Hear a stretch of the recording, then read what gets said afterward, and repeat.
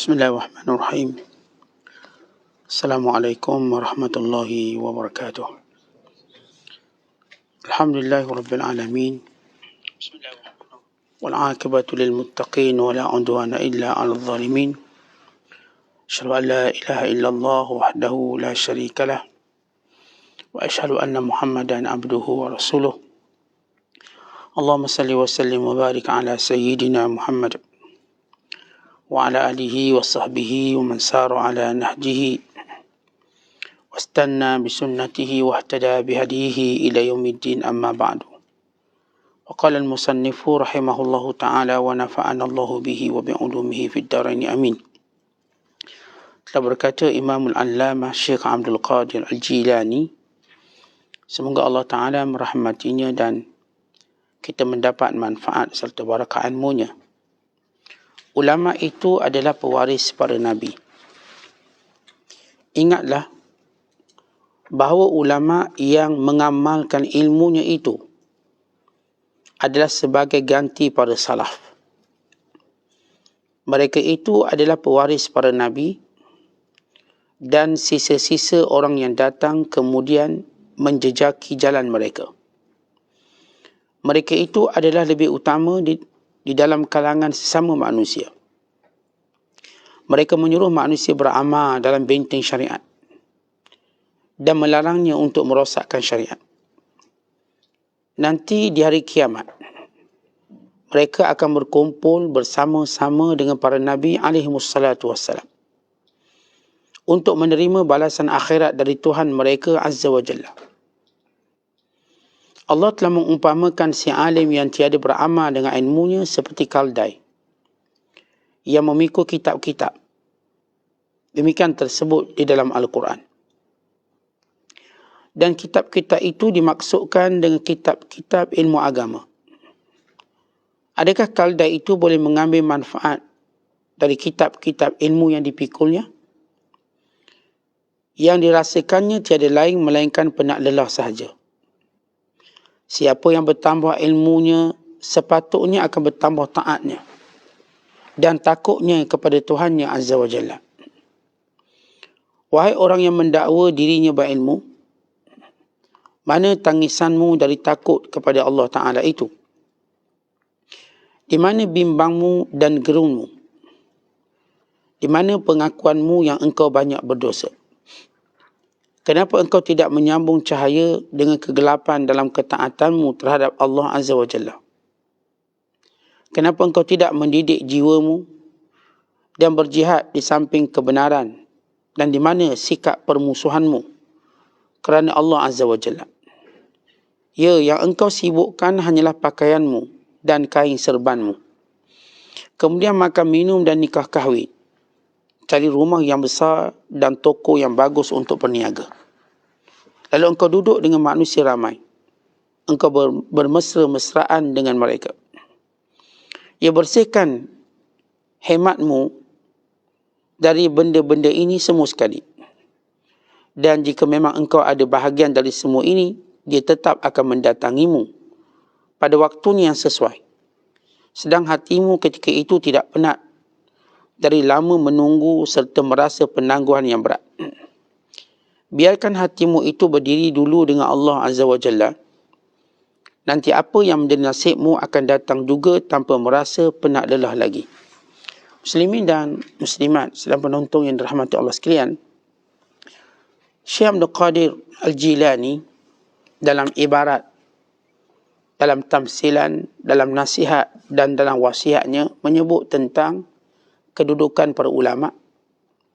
Kemudian menyebut ulama yang sebenar yang dianggap sebagai pewaris salafus salih dan pewaris Nabi. Dan kemudian menyebut sifat-sifat mereka. Kemudian Syekh menyebut kalangan ulama yang tidak beramal dengan ilmu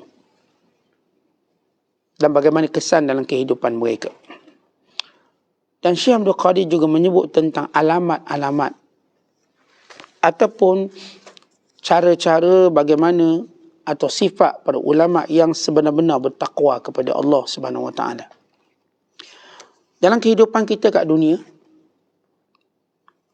apa pun bangsa dan keturunan kita, kita akan melihat ada orang yang lebih utama daripada kita. Sama ada kita melihatnya kerana itulah kebiasaan, ataupun kerana hierarki sosial yang dibentuk oleh cara memerintah. Ataupun kita melihat keutamaan manusia berdasarkan pada wahyu dan sabda Nabi SAW. Bila Allah Ta'ala mengangkat di kalangan hamba-Nya, yang pertama ialah orang yang beriman. Kemudian Allah mengangkat di kalangan orang beriman pula ialah orang-orang yang berilmu, yakni para alim ulama. Kemudian Allah mengangkat di kalangan para ilmuwan itu ialah para nabi, para anbiya. Kemudian Allah mengangkat di kalangan para nabi dan anbiya itu para rasul ulul azmi. Kemudian Allah mengangkat daripada kalangan ulul azmi itu Nabi Muhammad sallallahu alaihi wasallam. Baik, ini ranking yang Allah Ta'ala sebut dalam Quran. Dan ini yang ditegaskan oleh Nabi SAW. Baik, kalau kita ketepikan seketika kelompok yang diangkat oleh Allah ini, maka manusia tetap akan mengangkat orang yang mereka anggap mulia. Sebahagian diangkat orang tadi kerana hartanya. Maka siapa yang paling berharta dalam negara itu akan diangkat. Kerana itu mereka mengangkat Qarun sebagai contoh, sebagai model, sebagai ikutan. Sebagaimana orang hari ini, mereka meletakkan orang kaya sebagai idola mereka. Akhirnya lahir orang-orang kaya palsu yang cuba menonjolkan kekayaan, kekuatan harta bendanya, lalu mempunyai pengikut puluhan juta. Hanya sekadar nak melihat apakah beg yang dipakainya, kenderaan yang digunakannya, kondo yang didiaminya, pesawat peribadi yang dinaikinya, dan cara dia menghabiskan duit dan sekian. Ada puluhan juta pengikut ini. Ada pula kelompok yang nampak kedudukannya tinggi kerana kuasanya. Dia pegang jawatan itu dan jawatan ini. Sebahagian menjadi raja, sebahagian menjadi Perdana Menteri, menjadi menteri, menjadi ketua-ketua kawasan, menjadi ayahanda-ayahanda dan sebagainya. Mereka membentuk satu kelompok yang mengikutinya. Dan mereka punya puluhan juta pengikut. Hanya untuk mendengar satu perkataan, dua perkataan. Menjadi idola, ikutan. Menjadi kegilaan untuk mencontohi mereka. Dan mendapat nasihat mereka. Dan ada kelompok pula ialah menilai seorang itu mulia kerana popularitinya. Dia berjaya popular kerana dia penyanyi, dia pelakon. Kerana dia selebriti, kerana dia ahli sukan. Kerana itu dan kerana ini yang menjadikan dia popular. Maka jutaan manusia mengikutnya pula. Baik, lalu kita tanya, orang-orang yang mengikut orang kaya, yang ikut orang dekuasa, yang ikut orang popular, apa tujuan dia? Semua tujuannya terhenti untuk dapat dunia. Terhentinya kat situ. Yang kaya, dia pun nak kaya, nak dapat dunia macam orang ini nikmati. Dan ini disebut oleh Nabi SAW. Ada kelompok yang bercita-cita nak kaya dan menggunakan harta macam orang kaya tu. Kalau main perempuan lah. Kalau berjudi, berjoli, dia ikut lah. Kelompok ini sama jahat, kata Nabi SAW. Dan orang yang saya katakan cinta kepada para penguasa, apa tujuan dan cita-citanya? Juga untuk dunia. Dan orang yang nak popular, nak glamour, juga untuk dunia. Dia ambil gambar ni, selebriti tu, selebriti ni. Kalau tak sempat selebriti, patung selebriti pun okey. Boleh patung selebriti. Akhirnya diwujud muzium patung. Cipta para selebriti, pelakon, penyanyi, pemain bola dan sebagainya. Yang diharamkan oleh Islam. Lalu mereka bergambar dengan patung lilin ke, patung apa.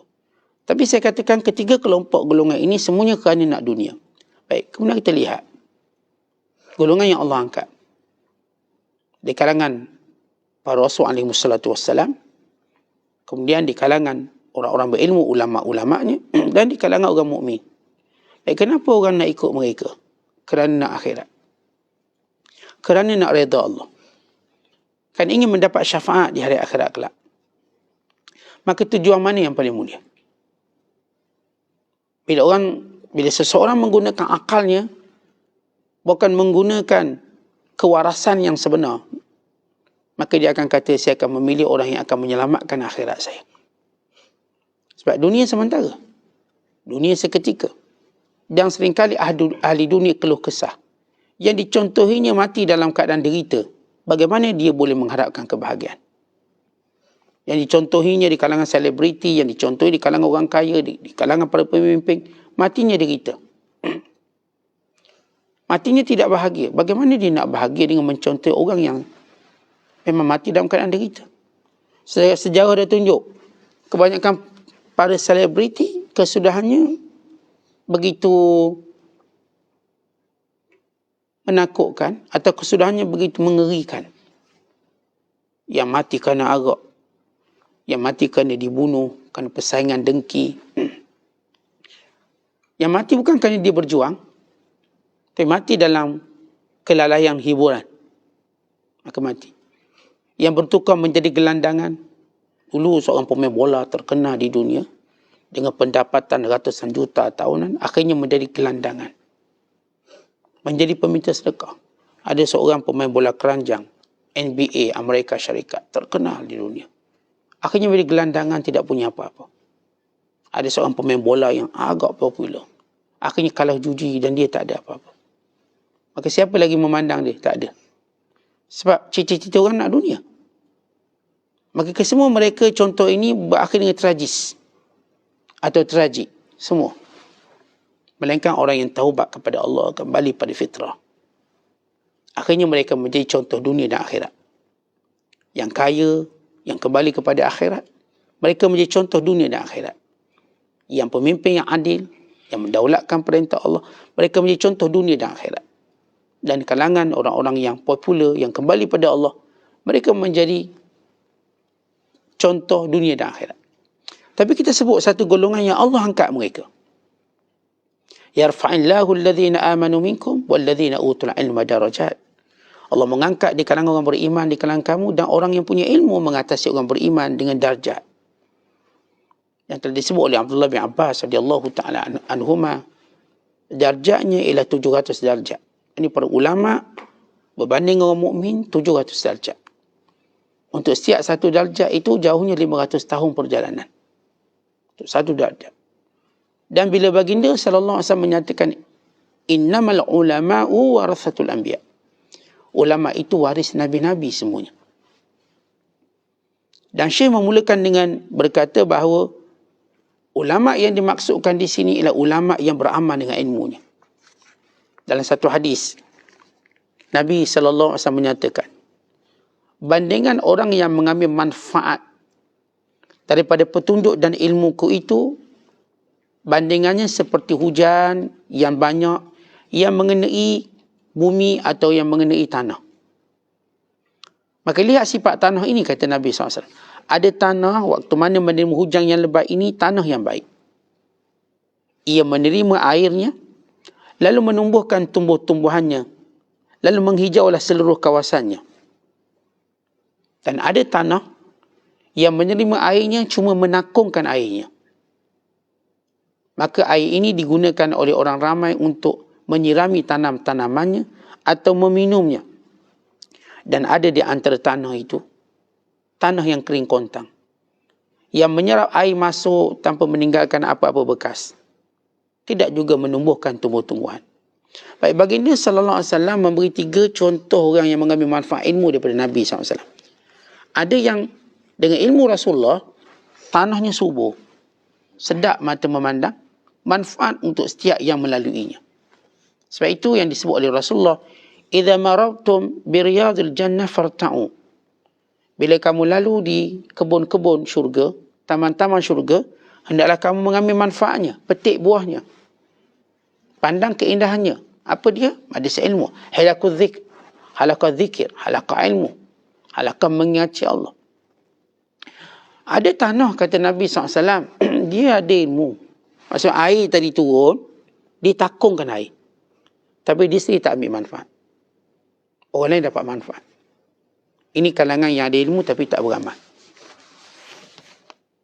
Dan golongan ketiga, ialah tanah yang kering kontang. Maka dia tak dapat apa-apa pun. Dia mungkin dengar, dia mungkin tahu, dia tak dapat apa-apa dan dia tak boleh beri manfaat pada sesiapa pun. dia ialah padang pasir tandus. Ini perumpamaan 3 golongan di kalangan umat Nabi SAW. Maka kita nak sebut golongan yang pertama, yang menerima air petunjuk, yang menerima siraman ilmu hidayah daripada Nabi SAW, lalu dia sendiri berfungsi menumbuhkan tumbuhan, menghijau kawasannya, tenang siapa pun yang melaluinya, teduh siapa pun yang bernaung di bawahnya, kenyang siapa pun yang memakan hasil buah-buahannya, sihat siapa pun yang menghirup udaranya. Mereka adalah ulama yang berilmu. Mereka punya keutamaan di sisi Allah Subhanahu Wa Taala dan di sisi manusia. Mereka benteng syariat, mereka penjaga syariat. Di tangan mereka, di mulut mereka itu terdidik ramai manusia dan juga dijaga ramai manusia. Maka inilah kelompok-kelompok yang kita katakan ulama pewaris Nabi. Siapa? Yang beramal dengan ilmu, yang bermanfaat kepada masyarakat. Yang nanti Syekh akan menyebut beberapa sifat-sifat mereka. Tapi bukannya ulama yang tak beramal dengan ilmu. Kalau ulama yang tak beramal dengan ilmu, Allah Ta'ala sebut dalam suratul Jum'ah, bandingannya ialah kamasal himari yahmilu asfara, seperti kaldai yang memikul kitab. Ini waktu mana Allah mentadbirkan kelompok ulama Yahudi dan ulama Kristian, yang mereka mendapat wahyu Allah dan perintah Allah. Mereka memikulnya sama seperti kaldai memikul kitab, yakni kitab agama. Baik, kaldai kalau pikul kitab agama, dia boleh baca tak? Tak boleh baca. Boleh manfaat? Tak boleh. Dia cuma penat.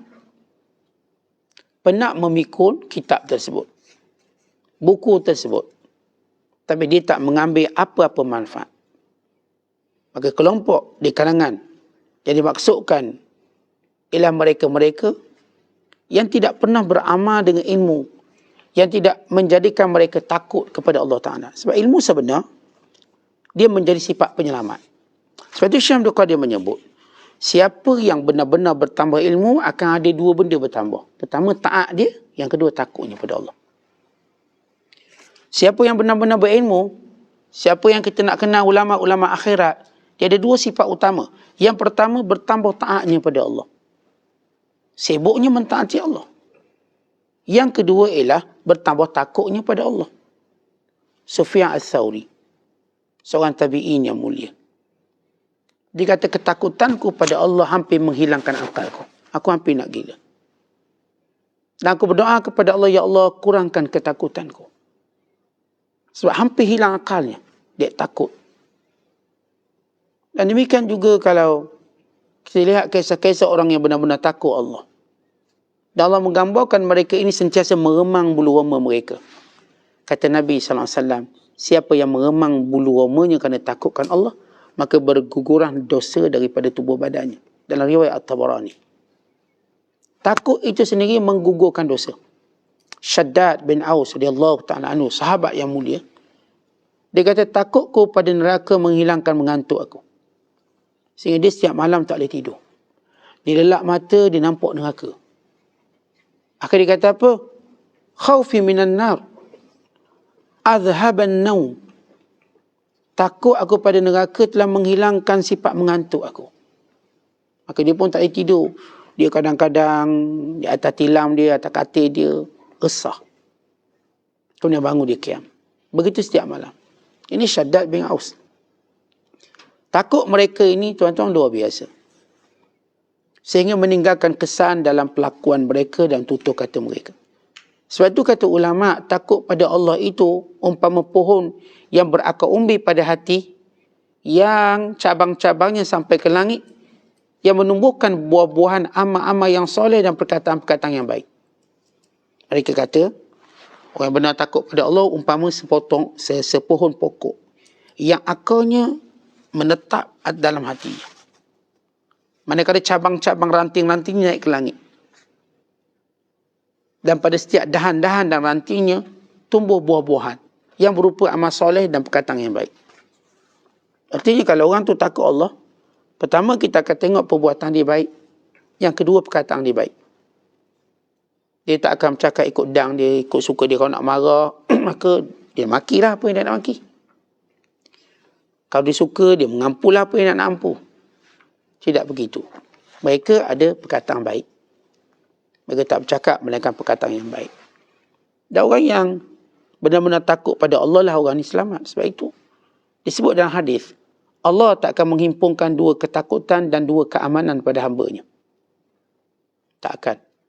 Bermaksud tak akan menghimpunkan dua ketakutan. Siapa yang takut pada Allah di dunia, Allah tak akan jadi lagi dia takut di akhirat kelak. Dia aman. Tapi siapa yang tak takut Allah di dunia, Allah jadikan dia akan takut akhirat kelak. Dalam keadaan tak beri manfaat takutnya. Siapa yang tak rasa aman di dunia ini, maka Allah akan amankan akhirat kelak. Jadi tak rasa aman dengan azab Allah, seksa Allah. Tapi siapa yang rasa aman, tak akan kena kot. Mana kena azab. Aku buat okey je, tak semayang, tak kena apa. Aku tak puasa, tak kena apa. Tak tutup aurat, tak kena apa. Allah sayang aku lah tu. Maka Allah tak akan amankan dia akhirat kelak. Itu orang yang benar-benar takut kepada Allah Subhanahu Wa Taala, maka dia akan menangis. Itu tanda dia. Pertama tadi Syekh sebut, bertambah taat dia, bertambah takutnya pada Allah. Dan bila dia benar-benar takut pada Allah, maka dia akan menangis. Dan dia akan bimbang. Dan dia akan mengaku dia banyak dosa. Artinya kalau sebut takut pada Allah, mana dia punya tanda-tanda takut pada Allah? Dia akan menangis. Ada seorang ulama, matanya selawa-lawa mata. Kata seorang yang meriwayatkan kisah ini. Aku tak pernah jumpa mata orang alim paling lawa daripada matanya. Tapi bila aku bertemu pada tahun berikutnya, aku lihat satu matanya sudah buta.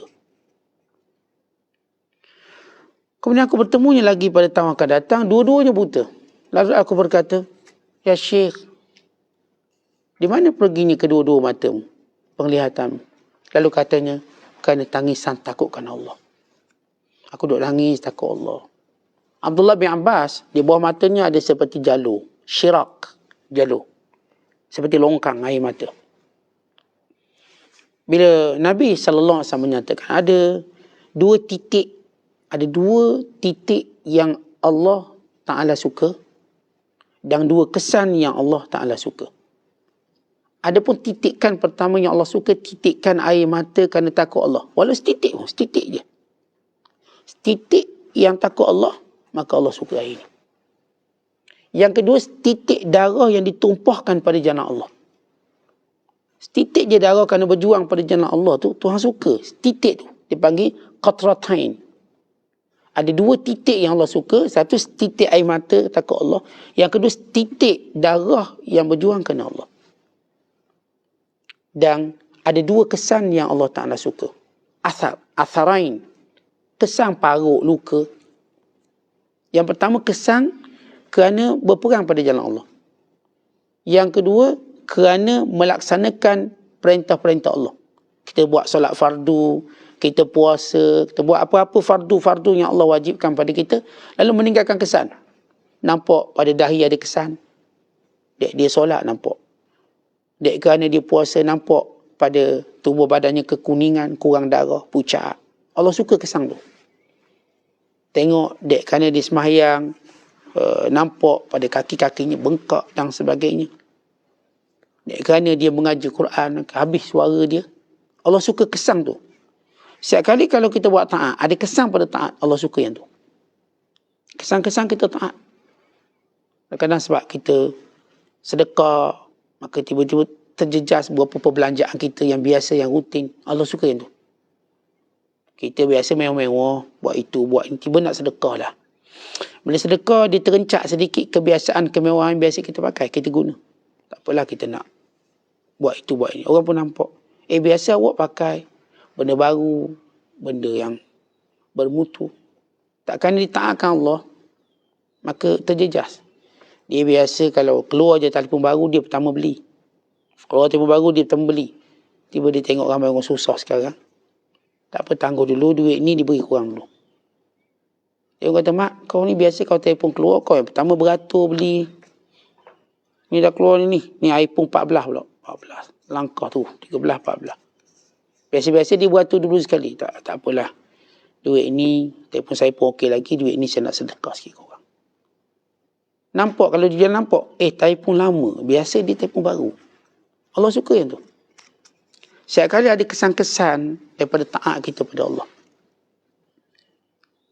Yang sama ada orang sedar ataupun kita je sedar, maka Allah suka. Jadi orang yang benar-benar takut Allah, pertama dia mesti nangis. Tak nangis itu bukan tanda takut Allah. Kalau dia, tak nak, saya tak pernah nangis, berarti dia keras hati. Sebab itu ini yang didoakan oleh para alim ulama, jangan sampai dibalik keras hati dan beku mata. Ya Allah, aku berlindung padamu daripada keras hati dan kebekuan mata yang tidak menangis. Tentang tak nangis ni, musibah. Ketika mana orang lain melihat tak ketawa, musibah. Dia ni tak ketawa, ada musibah kok. Bagi orang yang kenal Allah, tak menangis ni musibah. Sedangkan ancaman Allah dahsyat akhirat kelak. Ancaman Allah dalam kubur dahsyat. Tiba kita tak nangis, kita cuma nangis tentang ancaman dunia. Nanti esok macam mana ekonomi kita, macam mana bisnes kita, nangis. Kita cuma nangis untuk fikir masa depan dunia. Masa depan akhirat tak nangis. Seolah-olah akhirat itu lebih ringan beban dunia. Walau ia berat. Kerana itu kita berdoa pada Allah daripada kebekuan mata. Jangan sampai mata ni beku, sampai tak nangis pun tahun ni. Tahun ni tak nangis lagi untuk akhirat. Bila baca Quran tak nangis lagi. Bila dengar nasihat-nasihat agama belum nangis lagi. Bila muhasabah pun belum nangis lagi. Maknanya hati kita dah membeku, membatu. Mata kita juga telah membeku dan membatu. Maka apa lagi nilai nikmat hidup akhirat kalau semuanya sudah pun mati. Dan sebab itu menangis tanda takut Allah. Yang kedua, tanda seorang itu takut kepada Allah ialah dia ada rasa kebimbangan. Bimbang. Dia bimbang fikir macam mana kalau mati saya. Macam mana saya nanti waktu dihisap. Kata Uthman bin Affan, ketika mana aku hendak mendapat buku catatanku, ketika mana aku berdiri akhirat kelak dan Allah nak beri buku catatan padaku, apakah aku ahli syurga atau ahli neraka, aku lebih rela jadi tanah dulu. Takut. Umar Al-Khattab ketika mana dekat nak mati, dia kata tolong letakkan pipiku di tanah. Dia kata celakalah ibuku kalau Allah tak ampunkan dosaku. Celakalah ibuku. Maksudnya malanglah mak aku yang melahirkan orang yang tak diampun dosa. Tentang kita cuma rasa malanglah mak saya lahir anak yang tak ada jawatan tinggi. Malanglah mak saya tak macam anak-anak lain. Anak-anak orang lain bahagikan mak dia sebab pangkat, kerjanya pilot, engineer, arkitek, kerjanya doktor, kerjanya orang profesional, boleh bagi bulan-bulan sekian. Maka orang ni rasa malang sebab tak dapat bagi dunia kepada mak dia. Sebenarnya malang bila kita jadi anak yang tak diampun dosa oleh Allah. Sebab bila kita diampun dosa oleh Allah, kita boleh beri syafaat pada mak kita. Maka sebab itu kata Umar Khattab waktu dekat nak mati, dia kata, biarkan wajahku kena pada tanah. Tanah ni, sembang kat tanah ni. Lalu dia berkata, wailu ummi illam yaghfirli. Celakalah mak aku kalau Allah tak ampunkan dosaku. Celaka mak aku.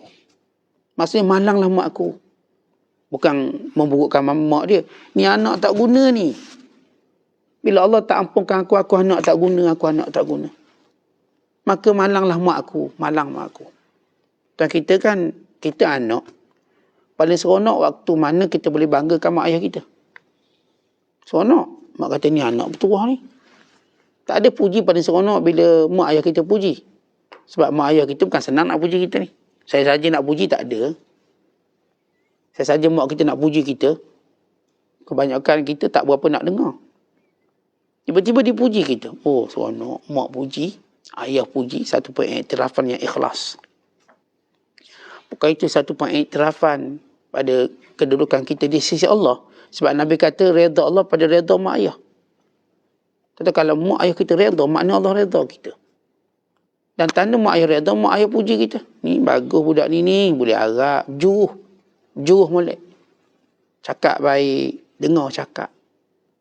Kalau susah, terus datang, minta tolong kita, ringan beban.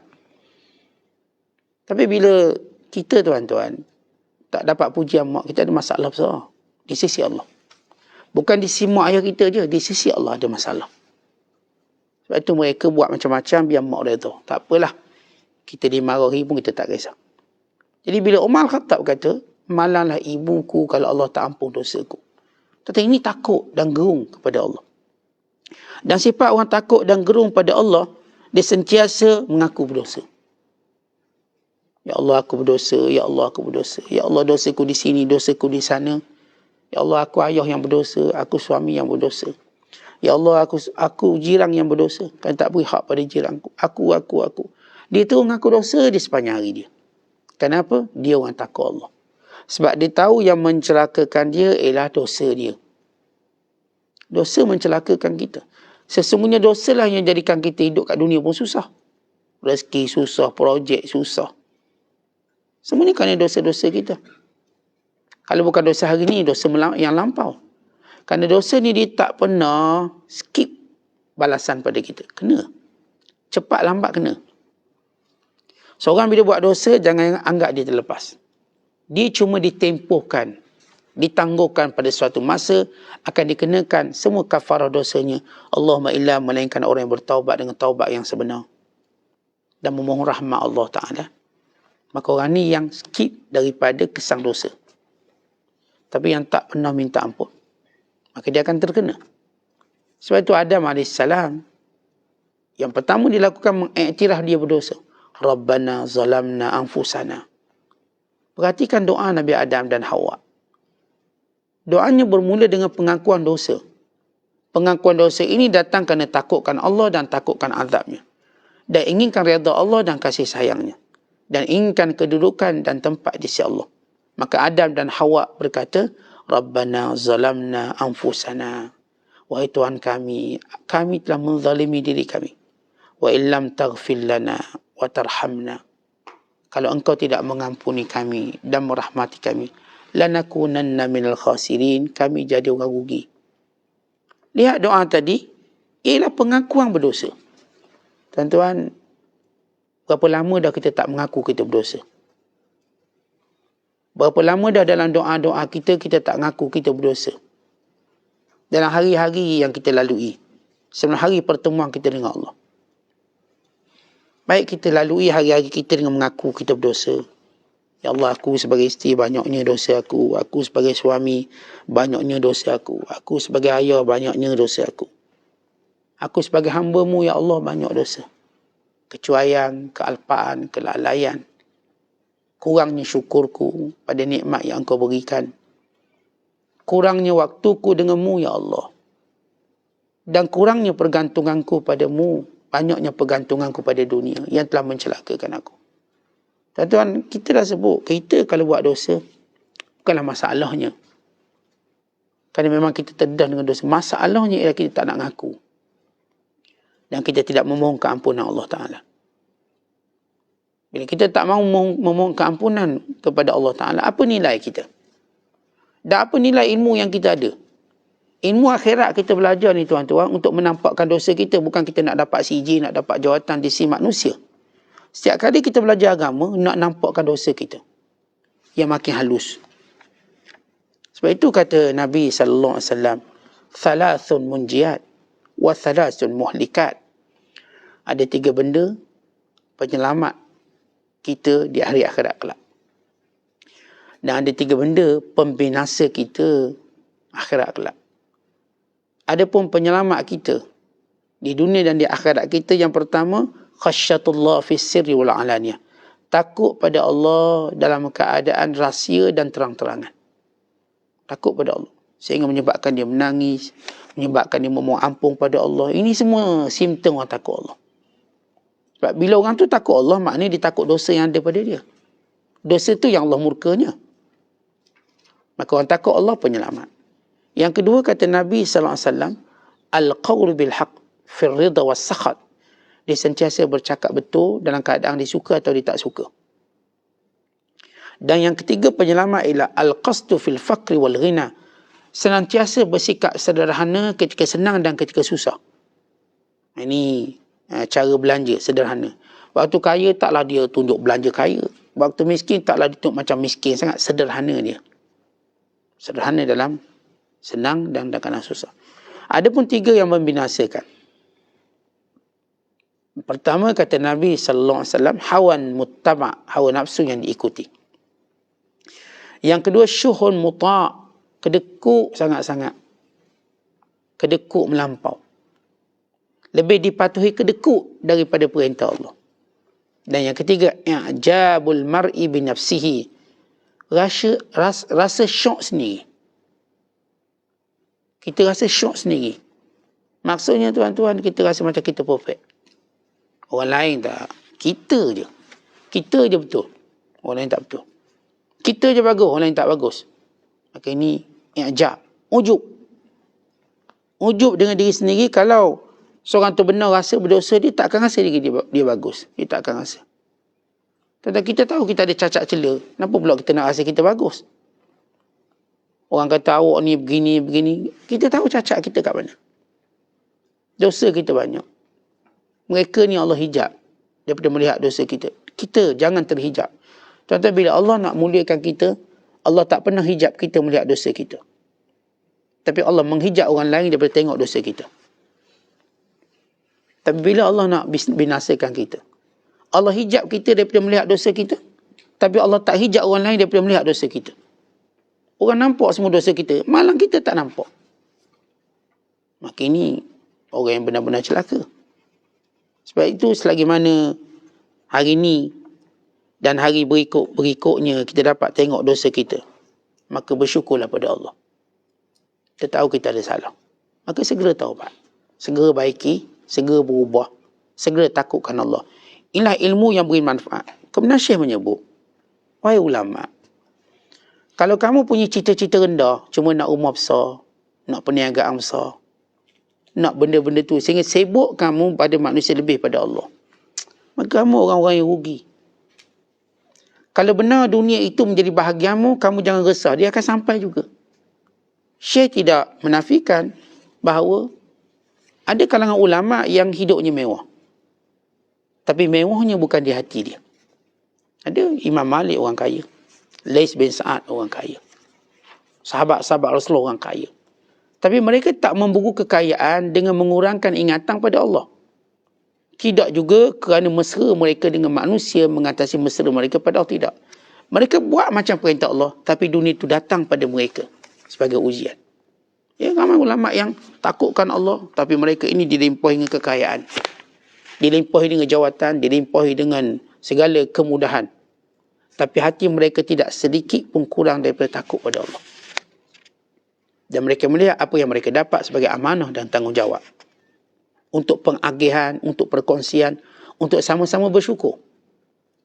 Mereka dengan nikmatnya berjaya jadikan orang miskin bersyukur macam mereka. Sebab apa? Mereka bawa orang miskin bersama mereka. Mereka yang kaya ni bawa orang miskin makan makanan mereka.